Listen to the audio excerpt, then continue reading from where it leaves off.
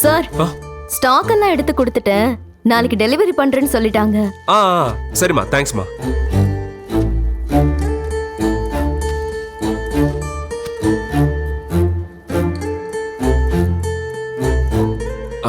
டே கோட்டி, மாப்ள பேசாம 2 பேரும் எஸ்கேப் ஆயிடலாமா? எனக்கு கடையில இருக்கிறது ஒரு மாதிரி இருக்குடா. சரிடா, வா போலாம். குணா, சொல்லுங்க சார்.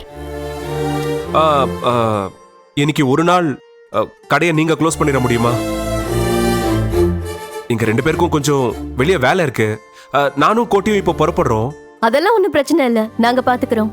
சரி சரி, தேங்க்ஸ். படா.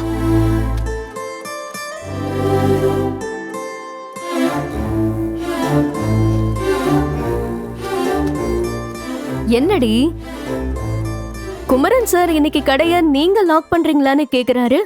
இது வரைக்கும் அப்படி கேட்டதே இல்லையே.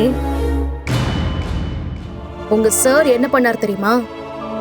யாரும் இல்லாத நேரமா பார்த்து ஏய், அவங்க அண்ணனோட காதலுக்காக என்கிட்ட வந்து தூது பேசினாரு. என்னடி சொல்ற? அவங்க அண்ணனோட லவ்வுக்காக தூது பேசினாரா? ஆமா. எப்படி சொல்ற? என்கிட்ட வந்து இந்த முறை எங்க வீட்ல எல்லாரும் நாங்க போய் பேசுறோம்னு சொன்னாங்க. நான் தான் வேண்டாம், நீங்க யாருமே பேச வேண்டாம், நானே போய் பேசுறேன்னு சொல்லிட்டு வந்தேன். காதலுங்கிற விஷயத்த எப்படி ஆரம்பிக்கிறது அது இதுன்னு பம்மிட்டு இருந்தாரு. அதுல இருந்தே தெரியலையா அவங்க அண்ணனுக்காக பேச வந்தாருன்னு? நீ ஏண்டி அப்படி யோசிக்கிற? அவர் மனசுல இருக்க காதல பத்தி சொல்லிருந்தா? ஏய், அவர் அண்ணன் தான் போன வாரம் ப்ரப்போஸ் பண்ணாரு. அதுக்கு அடுத்தது அவங்க அக்கா வந்தாங்க. அதனால்தான் இந்த முறை நாங்க போறோம்னு அவங்க வீட்ல இருக்கிற எல்லாரும் சொல்லிருக்காங்க. நீங்க போக வேணாம், நான் பேசுறேன்னு இவரு ஏத்துக்கிட்டு வந்திருக்காரு. இத கூட உன்னால புரிஞ்சுக்க முடியல? ஓ, நீ அப்படி சொல்றியா?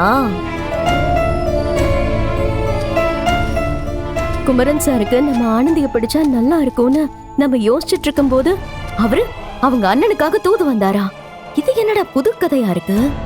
நாம ஒண்ணு நினைச்சா அந்த தெய்வம் ஒண்ணு நினைக்குதே. இதுவே குமரன் சார் வந்து ப்ரப்போஸ் பண்ணாருன்னு தெரிஞ்சிருந்தா உடனே அப்பா அம்மா கிட்ட சொல்லி கல்யாண பேச்ச ஆரம்பிச்சிருந்திருக்கலாம். அதுக்குள்ள இப்படி ஆயிடுச்சே. அப்ப குமரன் சார் மனசுல ஆனந்தி இல்லையோ?